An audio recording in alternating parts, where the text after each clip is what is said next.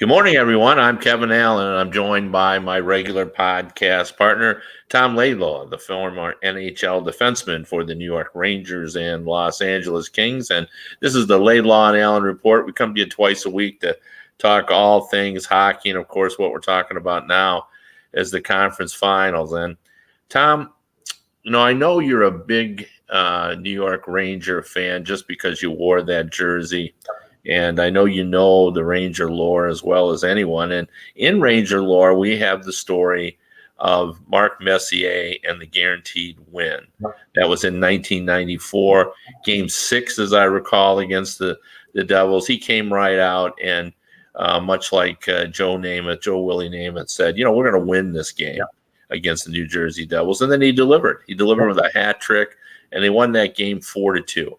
Right. And on this program on Monday, I started to talk about, one thing we can't do is to discount the New York Islanders. I think, obviously, the Tampa is going to win that series, but I've been around long enough to know. And what I always say is, you're a sports writer when you know that you don't have any idea what's going to happen because we've all seen enough games. And then, as I recall, you interrupted me and said, "Totally, I know. It said that they're done. The Islanders are done. Yeah. You pretty much called it like you had a fork, you stuck it in them. Absolutely. They were done. And it was just like you cooking one of those gourmet meals that you do. You had called it done. Yep. And lo and behold, last night, that's not what happened. Those New York Islanders rose up. And the funny thing about that is you liked the Islanders all the way through this, but you thought they were done, but they had a pulse. And they're going to push this a little bit. Well, when I cook my salmon, I use a meat thermometer, so I don't have to cut it open like that. So I push it in, and sometimes it isn't done yet. So usually I get around 130, 135 degrees. So the Islanders are right around 125 degrees right now. Just a little bit more heat, and they will be done. Okay, all right, yeah. Well, I don't doubt you on that. I mean, plus historically, a team that falls behind 3-1, we know what their odds are. And we've talked before in the betting world, people make bets based on history, based on what's happened over the last, 70 years or 80 years of NFL or NHL or NBA or Major League Baseball action. We do know historically that they don't come from behind, but that was an impressive win, I thought, by the Islanders.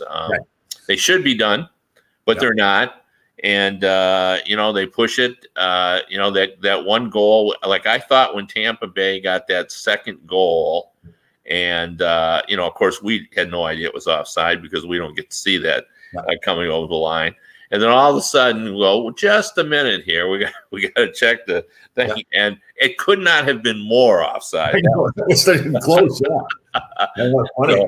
So they get that goal, I think the series is over. Yeah, totally. Yeah.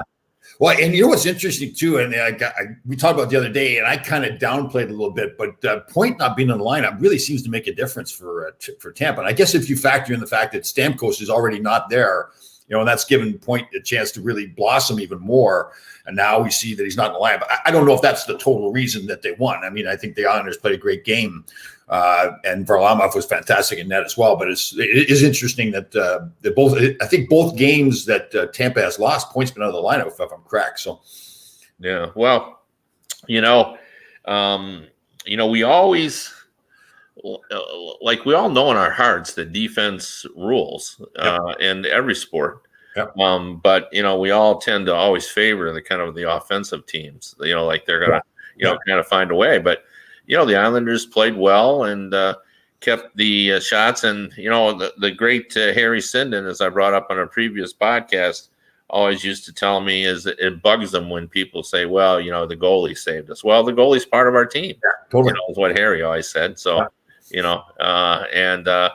Varlamov played well, but I thought they played the kind of game they needed. They just kind of hung around and kept it close, and then try to beat them either late in the game or in this case in overtime with Eberle. So. With Tampa too, and rightfully so. You said they're the better offensive team than they are, but they're still a good defensive team too. And again, they've got Vasilevskiy net, who's we think is probably the best goalie in the league right now. But I just I think with Tampa, I mean, I guess the good from last night is I like that Tampa kind of sticks with their game, right? I think in the past with Tampa, if something like that was happening, now they panic and be like one guy trying to rush the puck to the end of the ice. I still think that Tampa stayed with their game plan. And to me, that's encouraging for Tampa. They lost the game, but I think they've really picked up that mentality of how to play playoff hockey. So they'll be up to about 130, 135 degrees tomorrow night, and they will be going down. Well, I at no point last night, even when the game was over, did I think Tampa Bay, was in trouble. Yeah. I still think they're certainly in charge of what's happening there, and I think they're playing their game, and as you said, and kind of sticking with it, and they think they'll prevail. And we might accuse them a little bit of being cocky, because I think if they really needed that game, don't you think Braden Point would have played? Yes. Yeah. Somebody brought that up. I was listening to NHL on my Sirius radio this morning, going to the gym, and somebody brought that up, and I agree with that. It's unless it's just such a bad injury, but I mean, he was injured, then came back and played. Right. That's why, they thought, well, if we can get by without him, give him another day to rest. And those are always hard decisions. Yeah. And in the hockey, we tend to play a little bit more through injuries than they do in other sports. It's probably a difficult call. But here you have the Dallas Stars, sitting over there, just kind of waiting, I never felt it's good. People always say, well, you get to rest your players, they get to heal, but I think you want to play. Yeah, totally. It's good, especially if you're a team like Dallas. It's like they're on a roll, right? They're a momentum team. Yeah, definitely. I'd want to keep playing. And the injuries. What's the difference whether it's 1 day or 3 days? If you have an injury, it's not going to go away. I mean, yes, maybe got a little strain or something like that. But if you've got a significant injury that you're playing with, it's not going away in 3 days. It's not going to go away 1 day either. So, yes, play absolutely. One funny thing though, Kevin, got to remember. Did you see Varlamov after the game with the No. The guy he skated? So the team's all together in the Tampa zone, celebrating a whole bit. He skates the length of the ice. Well, they're just inside the blue line. Skates out and he dives face first. Doesn't dive into the pile, but everybody else is standing up and they're all looking down at him like, "What are you doing?" It's pretty funny. He got asked about after the game too, and he just said, "I was just so excited. That's what I wanted to do." So it was funny. That's just what I wanted to do. Yeah. Like it was all calculated, I guess. So, yeah. But let's talk a little bit about this Dallas team. Now that we have a few minutes, like everybody's sort of taking stock of this team, and take a step back and look at like how many 1-goal games they won, how many times they've come from behind. I think it's 7 or 8 times that they've come from behind the series. And this is a team, of course, that struggled all season to score goals. Those teams usually are not teams you associate with coming from behind because they have trouble getting goals.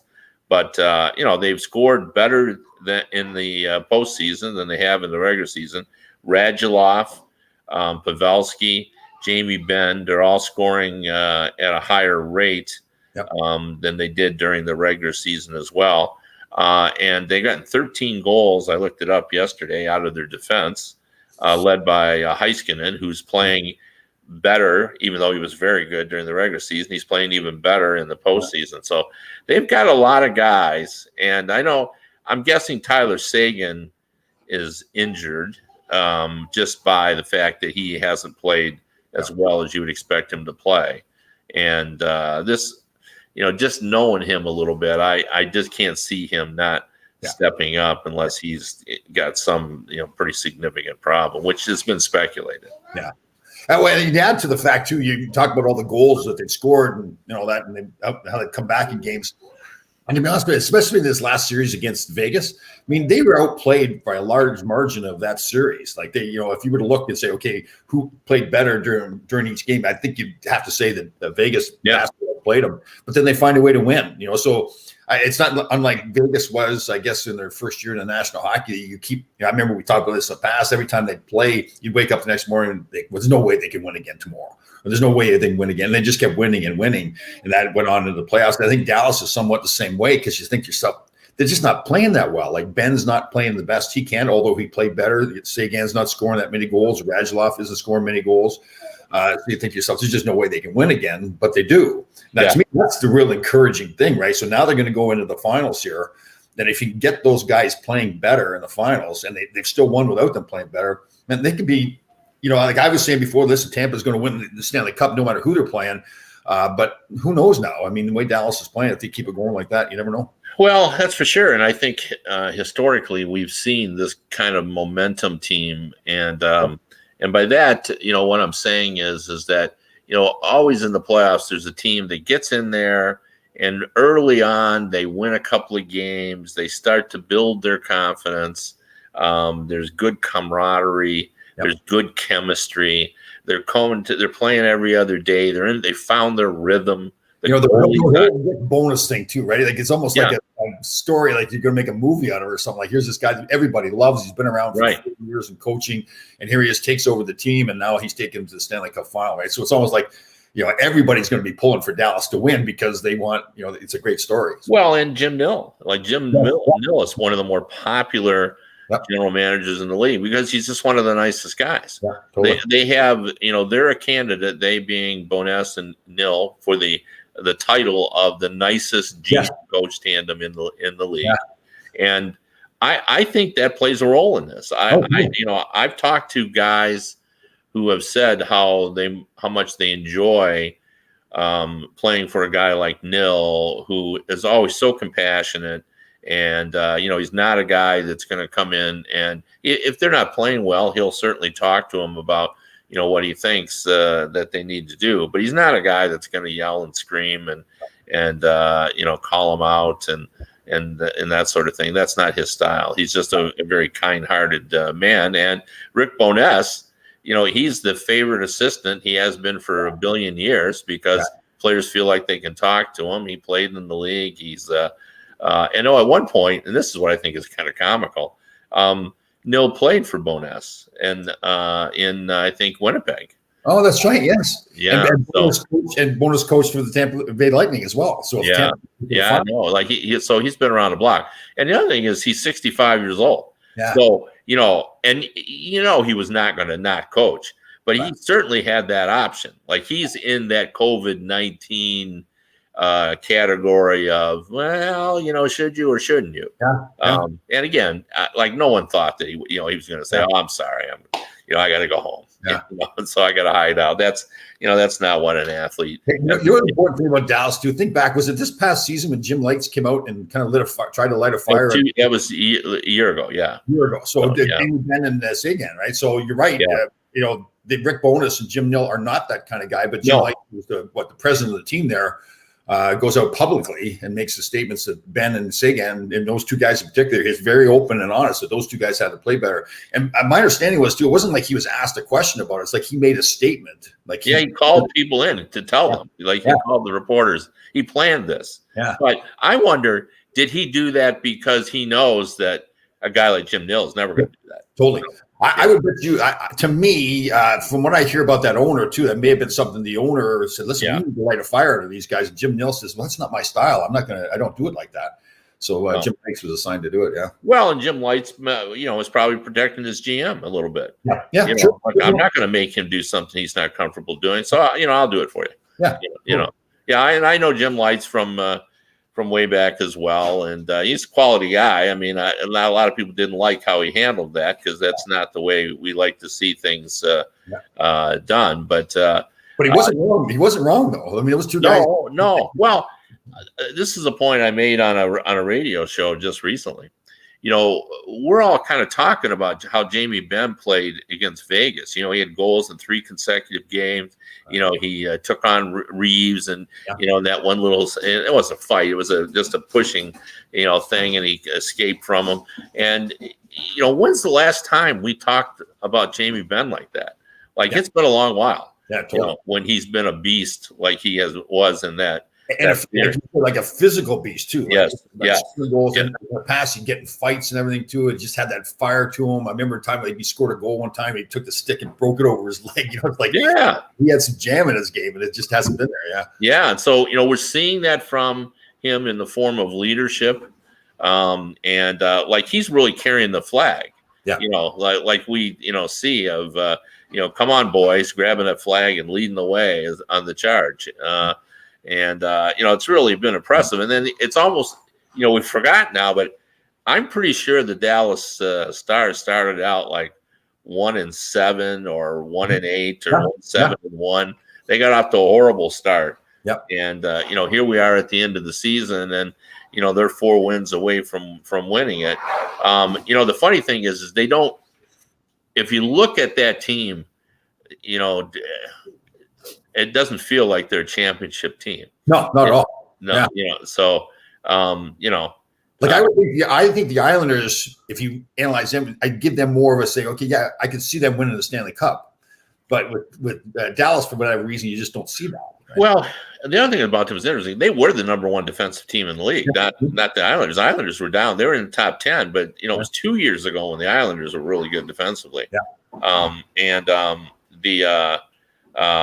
This season, it was the Dallas Stars. But saying that, in the postseason, they haven't been as good defensively or stingy, I want to say, defensively as they were in the regular season. But when they've had to, they've reverted to that style, and they're able to do that, and they've been consistently hard to play against. Yeah, it is funny though too, because listen, everybody makes mistakes, but there's been a lot of games I've watched where sometimes defensively they just fall apart. They're not paying attention to what they're doing. But I mean, you're going to make mistakes, but with them, I just feel like that's why I'm watching them playing. God, there's just no way they're going to win. They're just not playing well enough.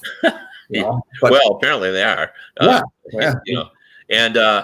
But when they've needed to, when all of a sudden, when you said, well, if they give up one more goal, they're done. Well, they don't give up that goal. Yeah. And then they get one on the power play. And here's the other thing too. Their power play right now is better than Tampa Bay Lightning's. Yeah. They're scoring, I think, at 27, 28%. I think Tampa's down around 20%. Now, you just wouldn't think that. Yeah, I know. There's another thing where if I watch the game, I'm thinking, no, Tampa's got a better power play. Yeah, right? Well, for sure. They got better players up front, Yeah. but that's not how it's worked. And think now how many times we've watched the Stars during this postseason get a big power play goal. Yeah. And very often it's because like Klingberg's shooting, just getting the puck to the net, and Joe Pavelski's banging and crashing in there, and either he's scoring or somebody else is coming and getting it. A lot of their goals are the same way. They're pretty smart about just getting the puck to the net. Yeah. Well, and we're all talking about Heiskanen, rightfully so. Yep. But Klingberg's got 16 or 17 points. Totally. And he's playing smart hockey, like I said. Like you can tell he's really he's obviously the coaches have said to him, "Here's what we need to get done," and he's doing it. He's another guy that I think is playing better. Yeah. I thought, in the regular season that, he wasn't as sharp as I've seen him, in the past. And in the postseason, he every time he's on the ice, you notice him. He's making some play, and they're all in their defense. They've all played really. Who's the big Elysiak? What's it? The big guy Elysiak, or what's his name? Shoot! Every time you do that, then I lose his name. Alexiak. Yeah, he's playing way better than I thought he had. I thought he was just a big, tough, physical defenseman, but offensively, he's trying to make things happen. He's played well. Yeah, and they'll just trade him back to Pittsburgh in the offseason and then reacquire him. Isn't that what they do? Something like that. It's going to be fun to see. And Jim Nill, I think, is the happiest man on the planet. Yeah. And I think a lot of people are rooting for him. His wife's been battling cancer for 18 years. He finally got his chance. He waited a long time. He's such a loyal guy. He stayed in Detroit, waited. He had opportunities to move long before he did. And I was critical of some of his moves. I didn't agree with the Radulov picking him up. I didn't think I just still don't think Radulov's played as well as he can consistently. He's certainly not doing it right now. But whatever he's done there, I mean, obviously it's worked. So Jim Nill, good guy. Actually, I tried out for the Canadian Olympic team with Jim Nill way back in 1979. Yeah. He ended up playing on that team. Yes, I did not. No, you did not. I made bad decisions. Yeah, you did. But you should have been on that team. So you could have changed history, Tom. Yeah. But it worked out all right in Northern Michigan. We went to the national championship game. So no, that's true. That's an important aspect of it. So Anyway, I thought we might have some fun here. Like, you know, and I know this is true for you. I don't know how big a hockey fan you were when you were a kid, how much you followed it, but I was really into it. Right. You know, I paid attention to what was going on around the league and everything. And, you know, the one thing I liked about hockey, and it was true of other sports as well, but we always had the multiple player trades, you know, and, you know, they're always so exciting. Right. And, you know, you look back and, you know, and think of the impact that the Phil Esposito trade from Chicago to Boston had on the Bruins, where, you know, he comes over with Ken Hodge and Freddie Stanfield, you know, for Pitt Martin and John Norris and Gilles Marat. And the Blackhawks, and I looked this up this morning because this is the way I remembered it. Like, they thought they had fleeced the Bruins on that. Yeah, totally. They weren't happy with Esposito. They didn't like his attitude. I think they thought he was too much of a party guy and wasn't as serious as they thought he should be. Right. Even though he was like the number 7 scorer in the league. I've heard Phil talk about this too. Yeah. So they weren't real pleased with him. And of course, that really spearheaded, and Esposito became, you know, the big goal scorer, and Stanfield and Hodge were important as well to that Bruin team. And then, you know, in Detroit, where I lived in 1981, I remembered too the magnitude of this deal, where Danny Gare and Jim Schoenfeld and Derek Smith. This was in 1981. And I remember hearing it on the radio when I got up in the morning and just thinking, like, wow, like this trade was like must have happened late at night, because and of course there was no social media. Right. So, you know, the radio sort of announced the trade, and it was all these veteran players. Gare was an established scorer and, you know, pretty well-known guy, you know, in the league. But the Red Wings gave up all of their good young talent, Dale McCord and Mike Foligno. These guys were in their early 20s. I forgot about that. I forgot. Yeah. And Brent Peterson, you know, who was, you know, a dependable two-way guy, you know, not a star, but all these guys were young. Yeah. And they were supposed to be the blocks on which Detroit was going to build. So this was just a huge, huge trade. Yep. And but we don't see that anymore. And, you know, we probably are not going to see it very often because of the salary cap and the salary situation. In those days, you know, you just traded people for people. There were no trade trade clauses back then. You know, you traded people like cattle. So those really was the bad old days if you were a player. Yep. But, you know, you can't do that now. But I was thinking, though, you and I started talking about the fact that it looks like Larry Brooks has reported that D'Angelo, the Rangers, got to trade him. Who's, you know, I think he's an intriguing piece because of his offensive ability. And I started to think about where he could go. Yep. And, you know, there are many teams where he'd be a fit. I asked you about Toronto last time. Yep. Just because, you know, he would just add another offensive piece, get the puck up to Tavares and Austin Matthews, and you know, he'd be able to move that puck up the ice, you know, for sure. And there are certainly some teams, but here's the one that I sort of settled on, and I want to see if we can have some fun and make a big, bold Phil Esposito style trade. Yeah. Yes. Let's do it. Now, the Calgary Flames are looking for a defenseman. I think that's pretty well established, and you know, they're going to lose. I know where you're going. Yeah, you know where I'm going. Yeah. Well, I think I'm going to shock it because I'm going to go farther than you thought I'm going to go. So Johnny Gaudreau, you know, they've done polls out there, and the vast majority of fans have just sort of had it with Johnny Gaudreau. Yeah. Now, a scoring winger, a small scoring winger, isn't the number one priority for the New York Rangers. Absolutely not. Absolutely. But you know, what they could really use is a big center. Yep. And there happens to be one that plays with Johnny Gaudreau. And he is? Pardon me, Monahan. So. Did they trade both Gaudreau and Monahan? Well, that's what I'm wondering. Could we develop a trade where they would trade both of them? So. Okay. So the first thing I'd say is, okay, so are the Rangers now saying, okay, we're going to continue on with the rebuild, so we want more younger players? Or do they say, we've got enough younger players now, we stockpiled all this, because we need maybe a more veteran guy, that number 2 character centerman, is Monahan that guy? Monahan's only what, 23, 24, something like that? Yeah, for sure. And he's big, strong center. Does he play a big, strong game though? Well, there's been criticism of him, obviously, that he needs to do more, and that he is, what you see is what you get. He's not kind of getting any better, but they only need him to be the number 2 man in Rangerville, right. So if they trade Gaudreau and Monahan for D'Angelo and it's got to be. I'm thinking, Buchnevich, the Rangers. Buchnevich is leading. I'm thinking Hedl as well. So now I don't think the Rangers would want to trade Hedl. That's the issue. They'd rather not. I guess you think. I mean, my question is, who is Johnny Gaudreau? Is he the guy that we had like 2 or 3 years ago, or is he the guy they got right now? Because he's not playing the same hockey right now. Well, it's for sure. I mean, he's not the guy, but you don't when. This as well as anyone is that you can't trade for those guys when they're playing well. Yeah, totally. You got to get them when they're not playing well. So it would become, I'm just trying to have some fun. This isn't something that I've heard is even being discussed. Yeah. But let's look at this. And Johnny Gaudreau is his scoring and where he's been at.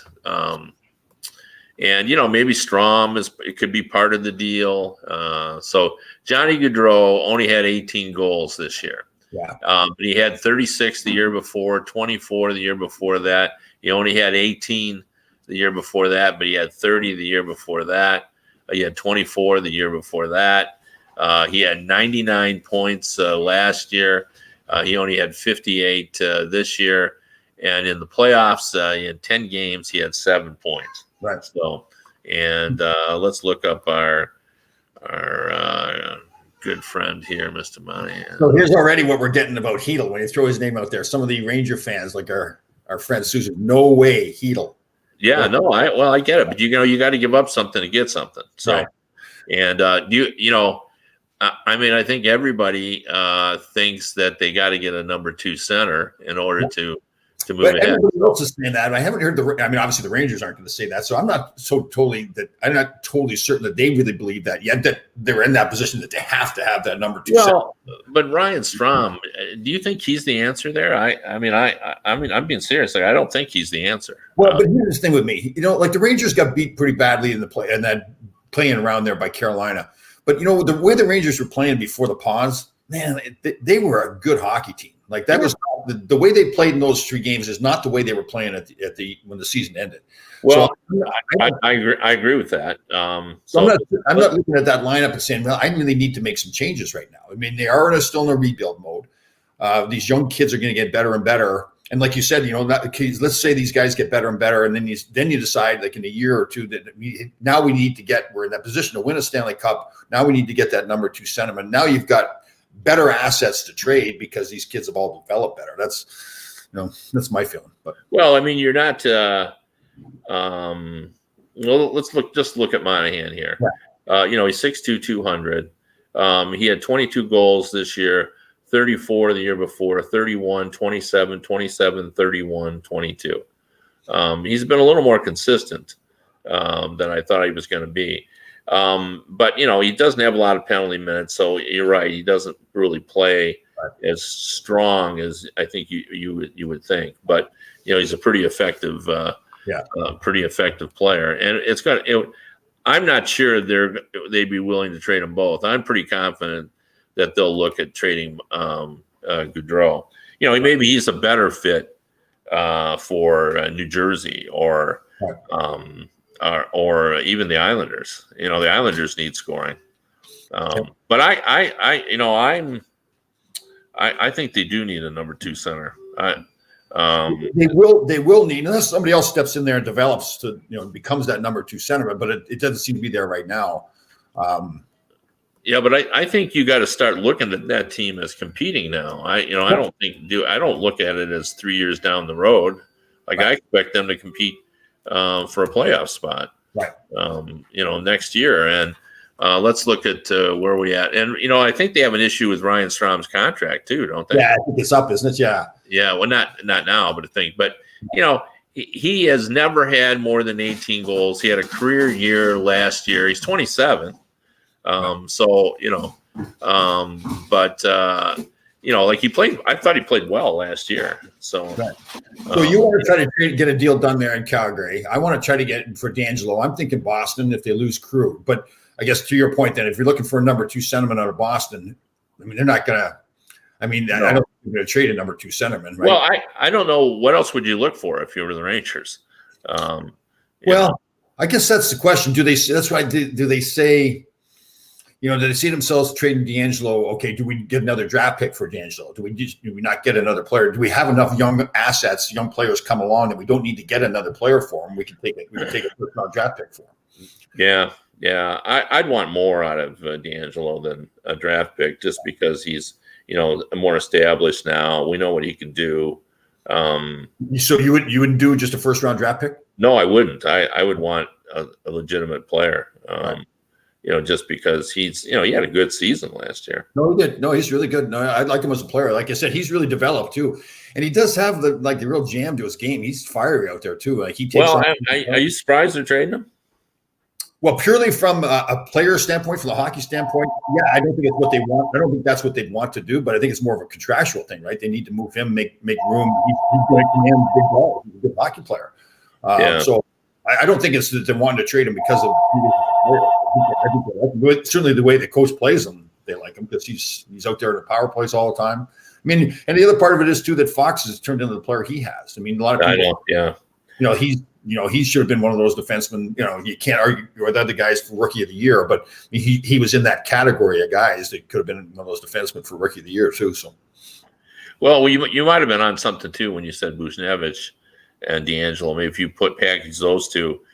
Could you really get someone that could help you now? I mean, those are two. Like, he's a skilled player as well. Well, and people, if somebody really believes in Buchnevich, I mean, the thing with Buchnevich is he's shown how good of a hockey player he can be. It doesn't all seem to come together for him here, for whatever reason. If it's just maybe he needs to be on a team that isn't as talented as the Rangers. Got a lot of good young players now, right? And some of these guys are either he was a few years ago, maybe he was higher above those other guys. I think he's kind of. I think these other players like Heedle's getting better and better, So, and they bring in Panarin and, how well he's playing. So I think with Buchnevich, it's not that I don't like him as a player, but it may be he's better off someplace else. Yeah. Well, it'll be interesting. Well, as usual, we've run out of time. We had a little fun at the end here with start talking a little bit about trade scenarios. Well, I got a bone to pick though. On Monday, if we're going to be touching on the Washington Capitals' choice of coach too. Oh, I forgot about you. Didn't like the Laviolette choice? Well, it's not that I didn't like the Laviolette signing, but we get to talk about why Gerard Gallant is still sitting out there. Yeah, the rumor was he didn't come across very well. So yeah, I don't know. I mean, that was no disrespect to Calgary to Ward. I mean, he seems like a great guy anyway, but they make him the full-time coach too. I think so. Gerard Gallant is still sitting there, and you haven't hired him. So, yeah. Yeah, I like Gallant too. You figure he'll get a job here, but who's left? But as coaching opportunity? Yeah. Well, I guess Dallas. If Rick Bowness for some reason decides he doesn't want to be a head coach, I don't know why he'd do that. But no, I don't either. Yeah. He's a young 65. Yeah. Well, okay. Here's a little scoop. A little birdie just told me too. Maybe he's sitting there waiting for Steve Yzerman to make a change to coaches in Detroit. Well, they've already announced Blashill's coming back, but for 1 more year. Yeah. So yeah. I mean, remember the date? What is today? September 15th. Yeah. Okay. Remember this day, September 15th. I said that Gerard Gallant's going to end up in Detroit. Okay. Well, you and 3 million people in the Detroit area. So that's it's not my scoop. It's not my scoop. No. Everybody here has been talking about how close Yzerman and Gallant were.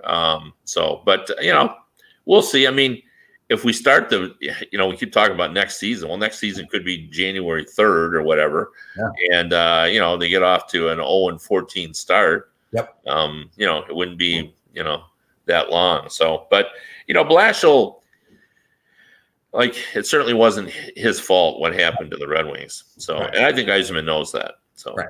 Yzerman let this happen. because he was committed to getting. Yeah, and I think Steve's a smart guy too. He's saying, "Listen, I can't fire the coach now and then hire one of my best friends when I've got a bad hockey team. It's going to look like I just." Steve Yzerman can do what he wants in Detroit. He is the guy here. Yeah, right. And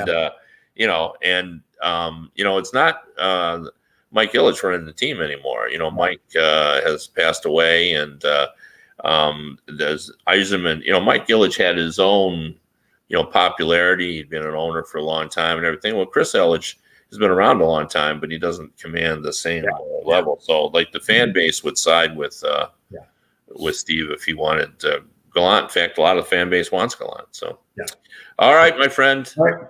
We'll see everybody later in the week.